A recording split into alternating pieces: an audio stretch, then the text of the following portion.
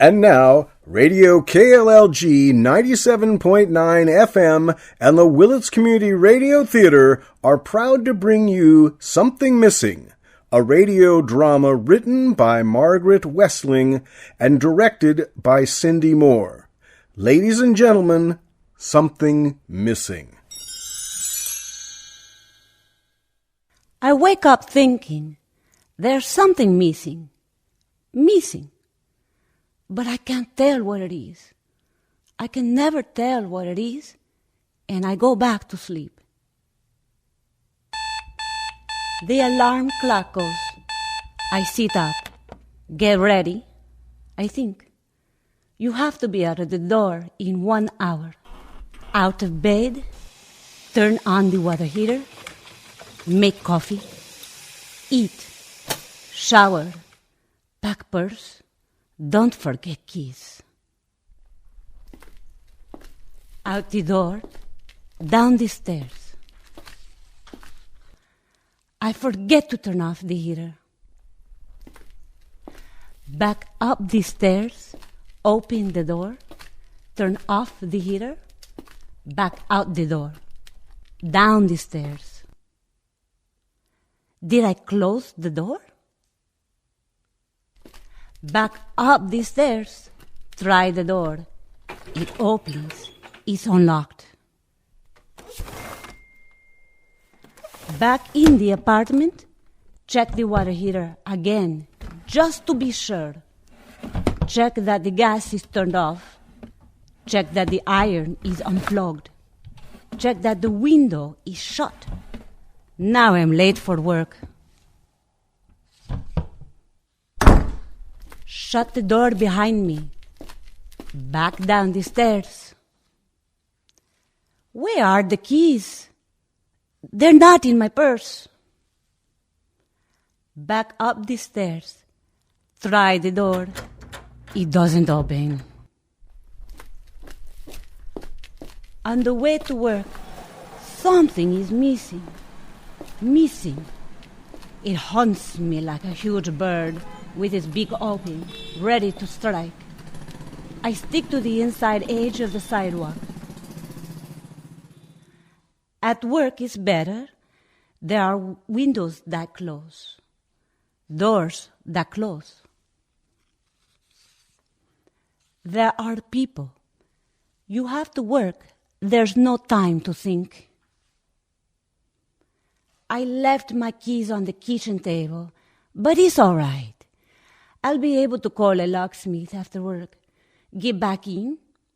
I just hope I turned everything off before I left. I checked things, but what if I forgot something? If I left the gas on and the whole room fills up with gas and the apartment burns, I know I turned it off, but what if I didn't turn it off? If the apartment catches fire, there will be no way to close the window. I want to go home to check again, but I can't because I'm at work. I can't focus on work. I keep washing the windows. If only there was some way to write it all down in a certain order and follow that same order every time, I wouldn't forget things. I wouldn't have to think all the time about what I might have forgotten. I keep lists, but there's always something missing. The sun is a cigarette end on the horizon, burning a hole in the paper sky. It was easy to get back into the apartment. The locksmith knows me. My adventures with my keys are part of his routine. I'm so tired, I don't bother to check anything. I don't bother to eat. The warm cave of sleep is waiting, and I dive into it. In my dream, I'm eating in a house that is somehow a ruin, open to the sky. My dog comes up, the one that got lost. Doesn't anybody notice that? She asks. Notice what? I ask. That, she says. She's talking about something like a comet streaking down the sky. It's actually people wearing enormous spacesuits like armor that burns on the outside until they reach the sea. One of them opens her helmet and says, "Good, that's good. You didn't let your dog come out here." But my dog, who is my grandmother, says, "Listen, you must listen. If you don't listen, you won't know what I am saying." I wake up.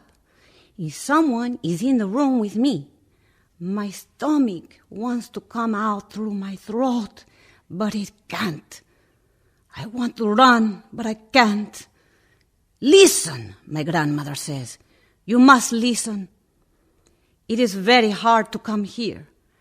There are so many steps, but I didn't ask you to come here," I say. "I don't know you.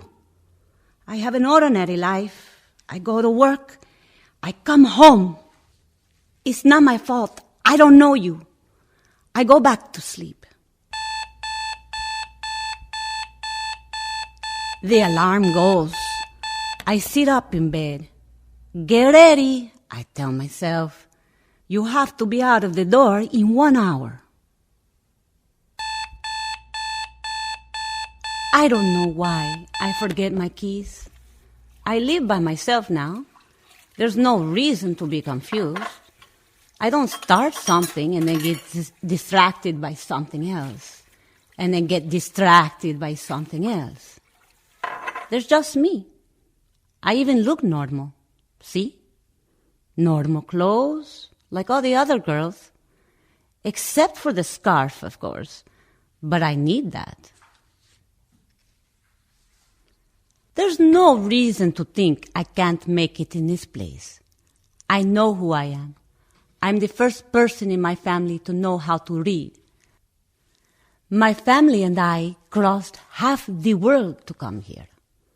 I filled out all the forms, filled them out right. I found a place, and I got a job. You know how hard that is? You know how lucky we are to be here, me and my family? Dreams fade as you get ready for the day. You stretch and you think about them. You wash your face and you think about parts of them. As you brush your teeth, one detail still lingers in your mind, but you can't remember if it happened yesterday or last night, or maybe sometime in a dream. As you go back over yesterday in your mind, you realize it never happened. And in a little while, you can't remember it anymore. Dreams are unimportant.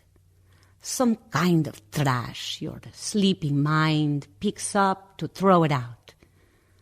What's important is the day ahead. Today, I'm definitely not going to forget my keys. I have them sitting right on the table next to the door, where I will see them before I open the door.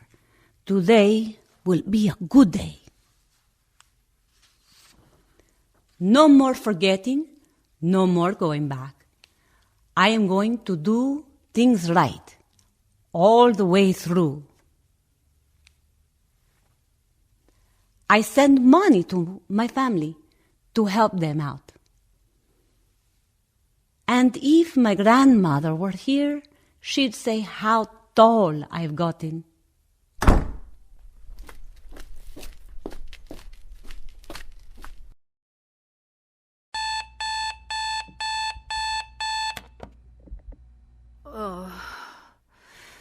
Can't go to work today, called in sick.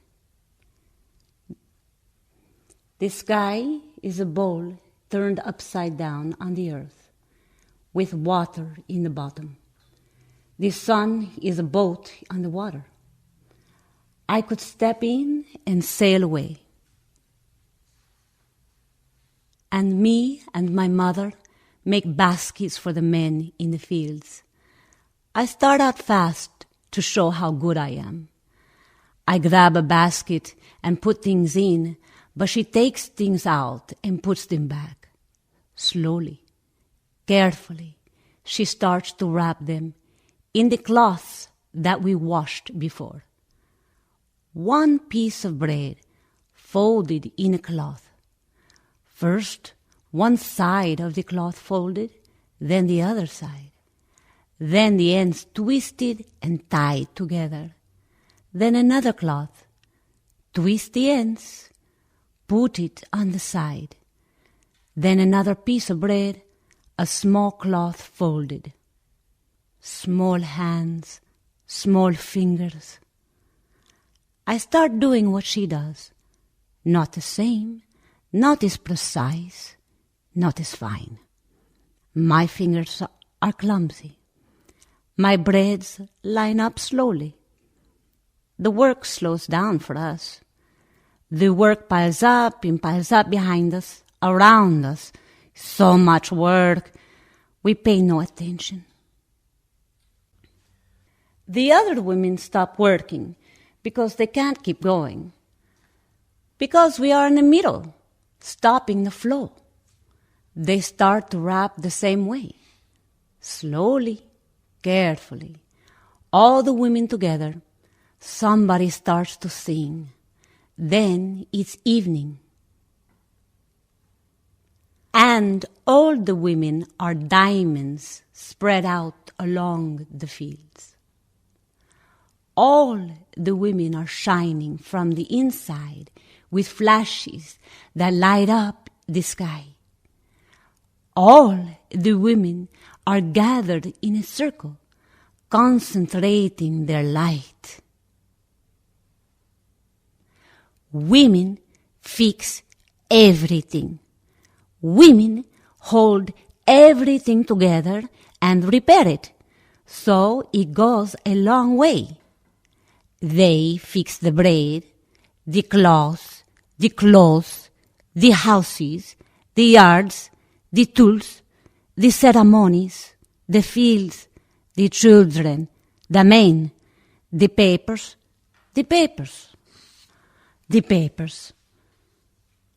But my mother can't read, and my father not very well.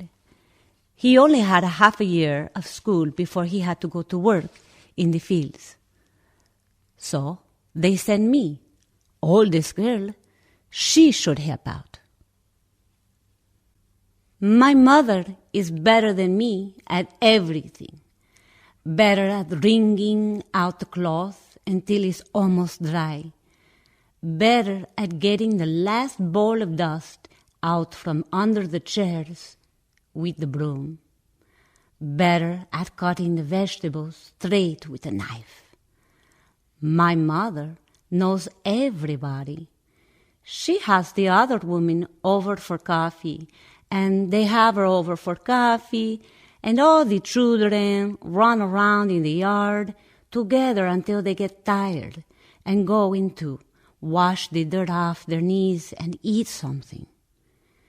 Everything is dirty. How should it not be dirty? Since there's dirt everywhere, the floor of our house is dirt. We took out the plants, but we didn't have money for a floor. Nobody does. And all the women get together and sew up a phone list and weave copies for everybody on the loom and pass them around. And all the women call each other and call each other and call each other and decide on how to finally do something about the dirt. And all the women make sure it happens. Women weave everything together out of everything. And one day, I will be larger. My cuts will be straighter. Everything in the house will turn to my hand, and all of it will shine.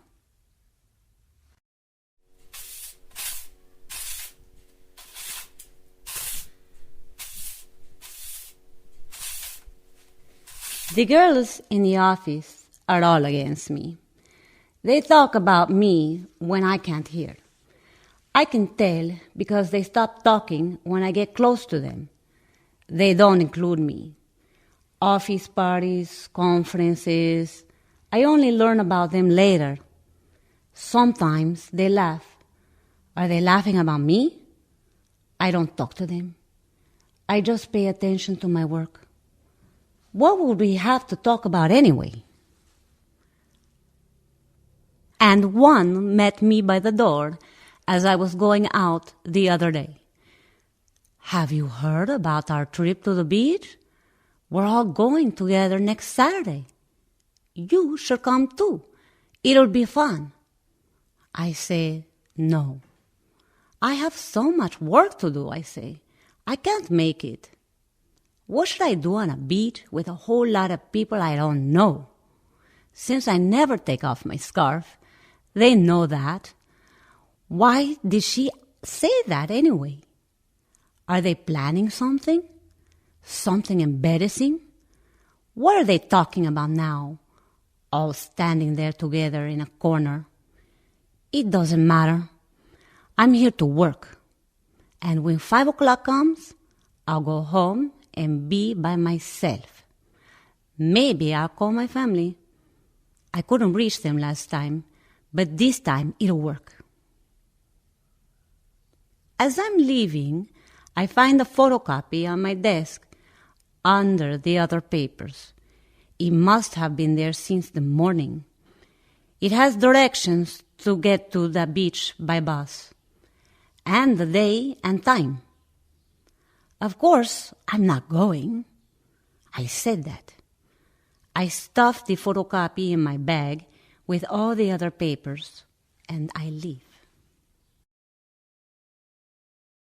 One day, I grew hair that my mother didn't like. I don't know exactly when. Before that, it was all right. She used to comb it, part it, smooth it down, braid it. She liked making it nice for gathering. Once a week when we all dressed up to go out in our nice clothes with our hair nice, 1, 2, 3, 4, 5 in a row, each with our carving. But one day, the comb caught in a clump. It almost yanked some out. "Oh, this is hopeless," she said. And she threw the comb away. "If you can't find a way to cover it, we won't go," she said. Tears came to my eyes, but I had pride. I didn't show them. Finally, we did go to gathering that day and sat like always. 1, 2, 3, 4, 5, with our carvings. That was the day I learned to wear scarves, and we stopped all that fixing each other. We are people who talk straight, who look you in the eye, who tell you the truth. No nonsense. Later, long sleeves, quiet colors. We don't need all that flashy stuff. It distracts from what's really important. And I gave my mother a carving last week to replace the old one that she had. It reminds me of the sun in summer and wind bending the tall grass, the smell of warm soup and swimming, she said and smiled. Sometimes the hair gets out though. I can't tell in a group when one rolls her eyes and the others look the other way, and in a little while there's nobody left, or the proposal was rejected, or my work was criticized with things I didn't do. I can tell the hair got out. It gets out everywhere, no matter how much I fix it. It gets in the food, in the coffee, in the sink, in the bathtub, in the back seat of the bus. Some must have got into the envelope with my resume. I didn't even get an interview. Black scarves, black clothes, I never show anything. But I give carvings. Carvings unite us. If you look into one, you can see forever. Carvings are beautiful, smooth, shiny, deep. And in the gathering, they tell stories about how the first carving was dropped into the sea by the Great Mother and picked up by people. It was her gift to the people so they would remember her, and the eyes of the carving reflect the sky. One day she will pick us up by the strings that grow from the back of our heads and pull us up to heaven, where we came from, where everything is soft and the milkweed down collects and make pillows. In the time when I believed that carrots have souls and they whisper about us through their fingers, the leaves which they grow so they can hold hands, and the windows grow curtains so they can blink at the sky, and the house grows a path to the garden so the people can come and water the carrots. And I made a house for them with sticks tied together with string to keep the dogs off. I visited them every day, and they grew until they were all crowded. And I had to thin them, and we ate some, but the other ones were so happy. They thickened and got dark green. When winter came, we had to dig them all up. Carrots don't live after the first frost anyway, my mother said. No more fingers, just a black hole where my dog liked to play and roll in the dirt. She was a little stray that used to come to our house for scraps. I taught her to sit up. After a while, she started to follow me every time I went out to play. Then she started sleeping inside the gate. We couldn't keep her out. Every time we chased her away, she crawled back in through a hole in the fence. She wanted to sleep on my bed, but that was too much hair. So she slept outside of my door, washed my face every morning, followed me to school, and waited outside for me. When we decided to move, we had to leave her. There was no way we could take a dog with us on a long journey. And besides, when we got to the new place, how would we take care of her? We had no idea where we were going to be living. So we left very quickly. She followed us for 3 days, but never caught up. So many things to do, so many things to take care of.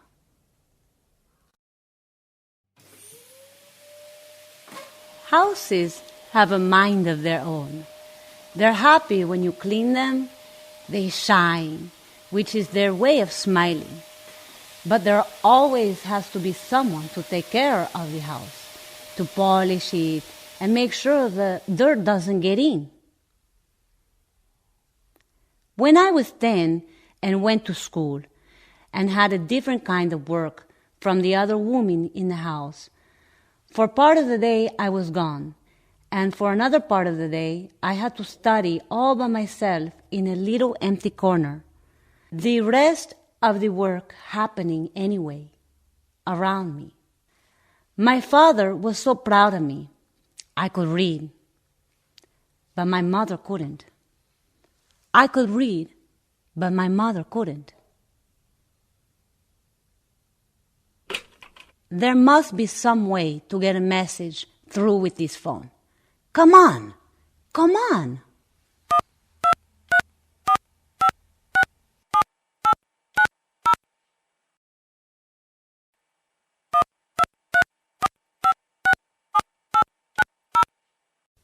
Just looking at the food in the canteen, I lose my appetite. They use that puff pastry that's full of fat, though it feels dry. They use white bread from a machine. They use ground up meats, kneaded into a pulp and mixed with fat and pressed into a square and sliced. They use tuna fish mixed with the same volume of mayonnaise and covered in cheese. They wrap everything in plastic and leave it in the refrigerator for 3 days. They sneeze on their hands and then serve the food. I know. I've watched them. I don't need to eat. Eating is not necessary. I usually go for a walk instead of eating lunch. When my mother was teaching me, we made all kinds of food. The basic things: potatoes, rice, bread, meat, vegetables, fruit, fried, baked, boiled, roasted, again and again, until making foods was a routine that was part of me and that I could vary without thinking because I knew them so well. Knew their natures and their insides. Also wilder things, strange ingredients sometimes. My mother, my love, impossible. At the beginning, I thought cooking together would make us close. But as time went on, she just grew silenter, more grim. I have what I need. My work, paperwork. You fill the paper with ink. You put it in a plastic folder.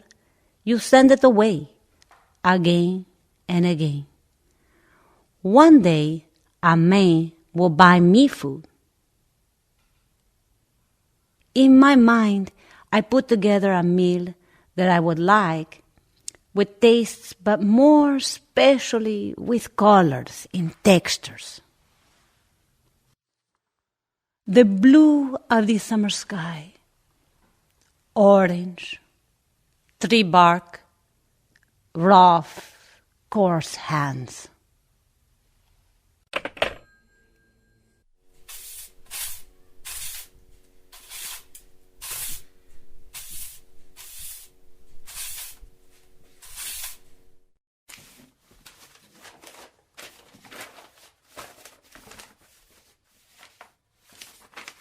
One time, the person whose desk was next to me tried to convince me to go jogging with her.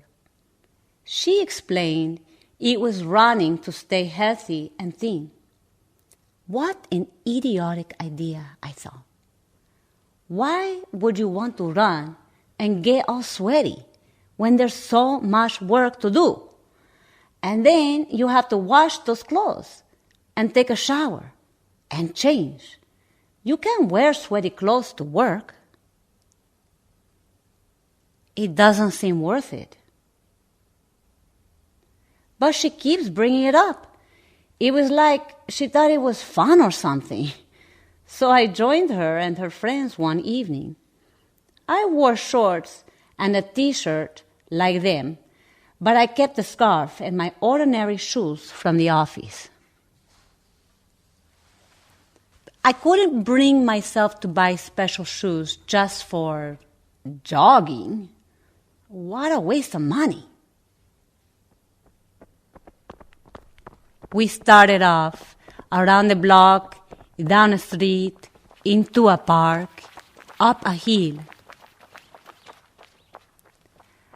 I really wasn't enjoying myself. I was getting tired and I had been bored since before we started. Here it is, one of them said. This is the spot we wanted to show you. isn't it beautiful? And it was beautiful. It was sunset. We were standing on a cliff. The sun painted the sky all orange, but I didn't see why we had to get all dressed up and sweaty just for that.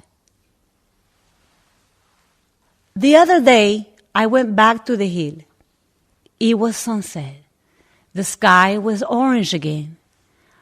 I knew for sure that if I stepped off into the sun, it would open up and fold itself around me and carry me away. Not back to where I came from. Away. I would never do that, of course. It would be extreme, and I'm not like that. Besides, it's stupid. I have my family, but I can see how. When the sky embraces you, you don't need anything else.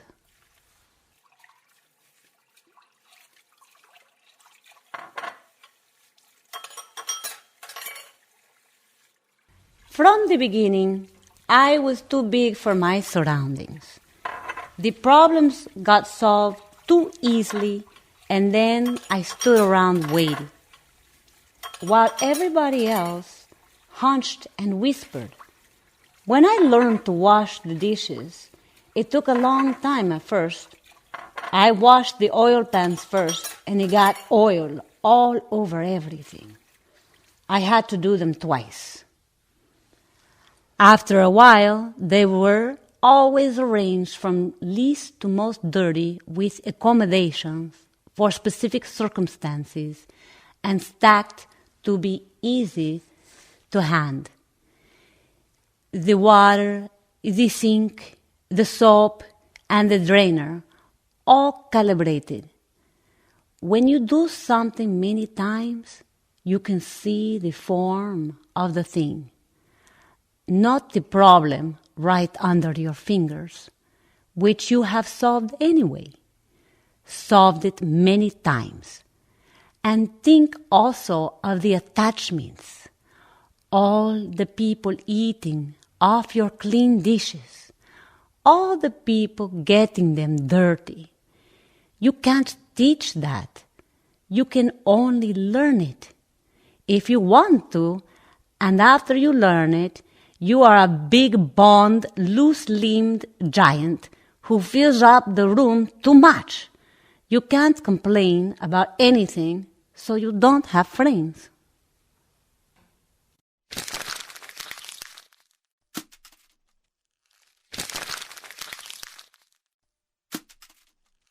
There's so much more space here. In the old place, the room was lined with boxes.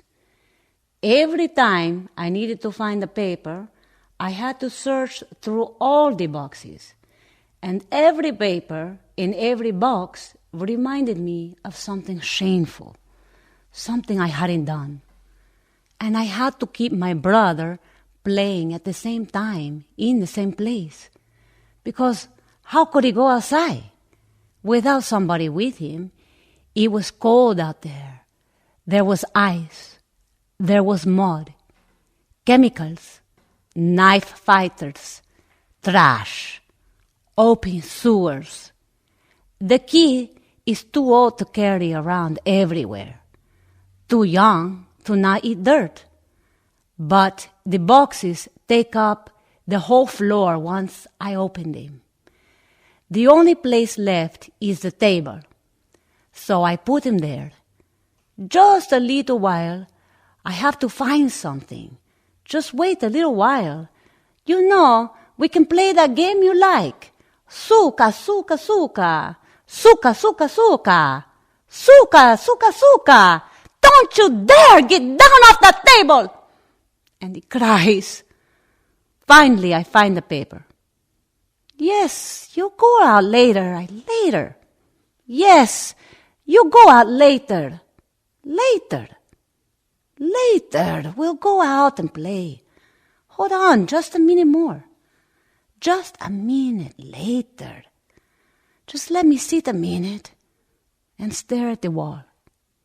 I need something bright to hang up in the corner. Some Christmas tree lights or a piece of glass. There has to be some light, some extra space, a way to see out. Or a window. We started out. It was impossible before because my father couldn't find the right person to take us. And finally, he found someone, a relative, a trader. I saw him when he came to our house. I'd never seen a man like that before. Those bright blue eyes and that definite way of talking. His laughter filled up the room. He talked and talked, far into the evening, stories about adventures. My father was worried about something. He shook his head and talked for a while, and then shook his head again. Finally, could see my father bending.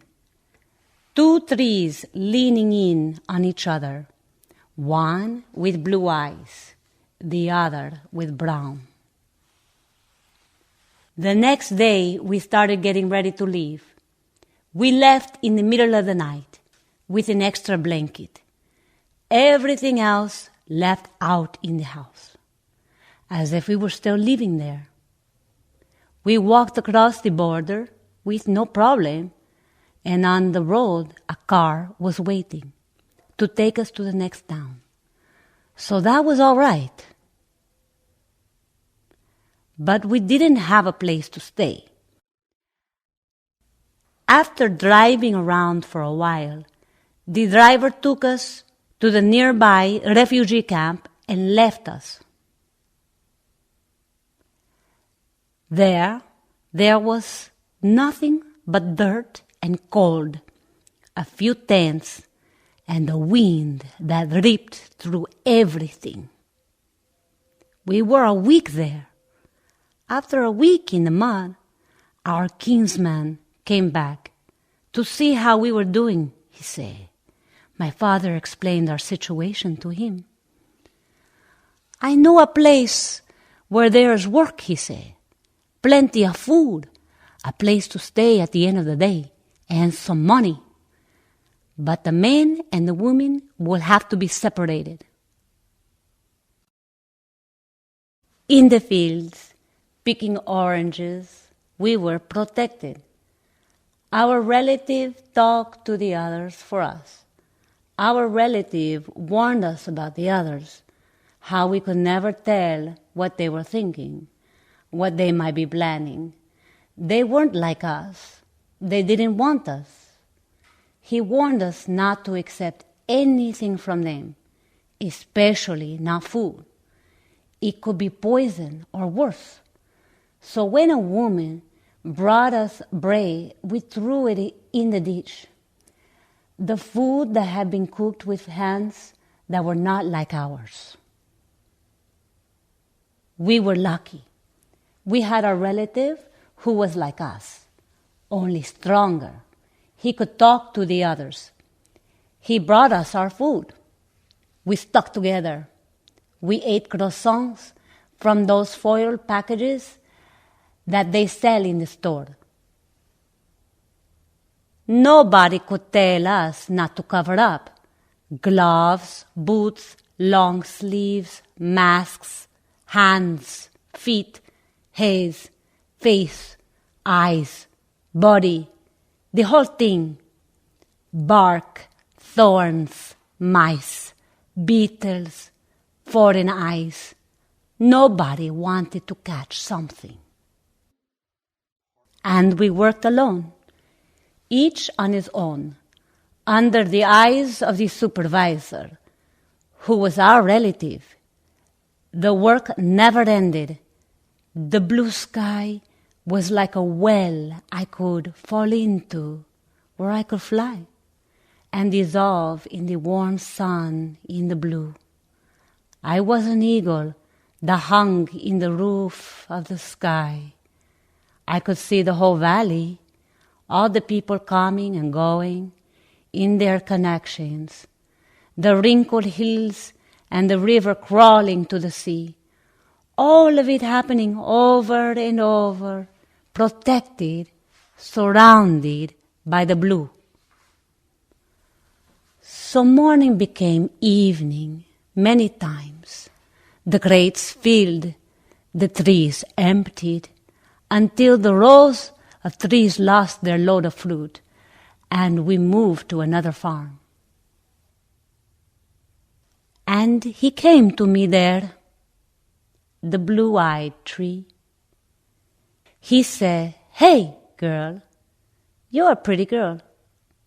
Take off this scarf," he said. "There's no one to see you.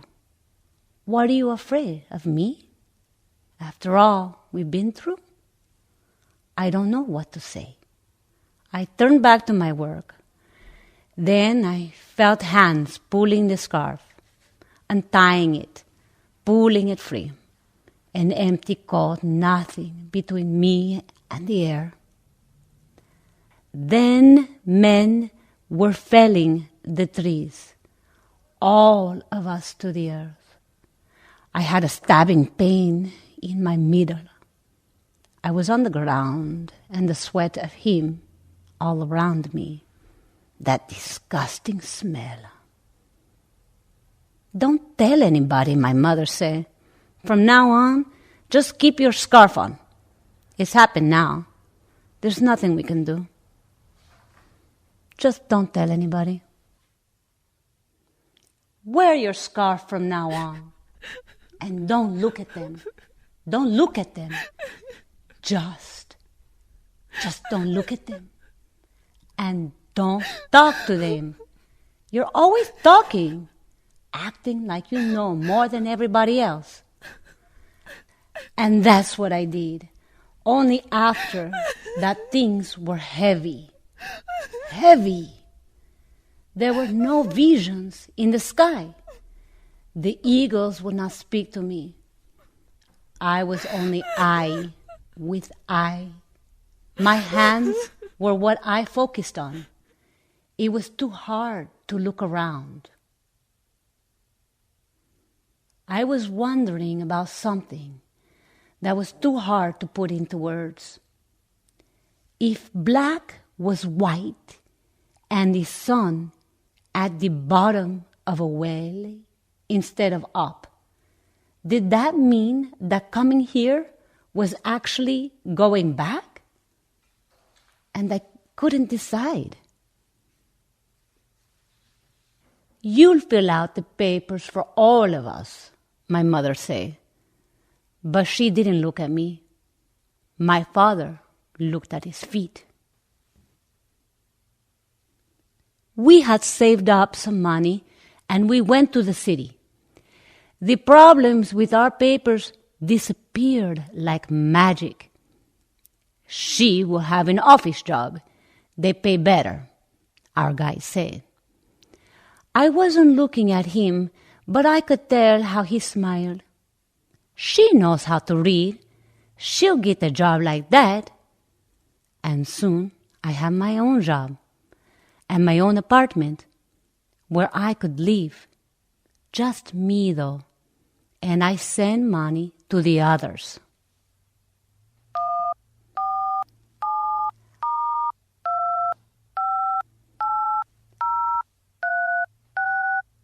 I don't know why this thing doesn't work. I've been trying to get through for hours. We all get together on a Saturday morning. "You're still wearing that scarf?" one of them says and laughs. Anyway, we all pile into the bus. I stay in a corner and don't say anything. I have a swimming suit on under my clothes, but I don't want to tell anybody. We get to the beach. It's horrible. Naked people everywhere, and all that light reflecting off the water hurts my eyes. I take off the scarf. I can't tell if anybody is looking at me or not. I'm not looking at them. I walk straight into the water. Then the street comes up and slaps me in the face, and the sidewalk twists and tries to throw me off. The water pulls me backwards and forwards at the same time, and I lose my feet. In the glancing sun and the twisting water, I can't tell where land is and where sea is. I roll around and around, up and down. I swallow water and wave my arms.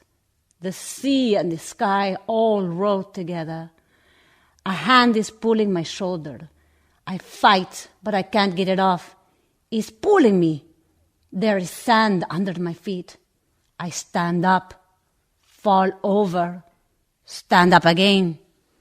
Then I am coughing and breathing and sitting on the beach and coughing and crying. Are you all right? Voices are saying. Take a deep breath. You're going to be all right. Is she going to be all right? Call an ambulance. No, she'll be all right. Breathe. It's all right. The hand is gone, but I can still feel it, like a shower of stars falling inside. I look around. There's no one there. That night, I call my family again.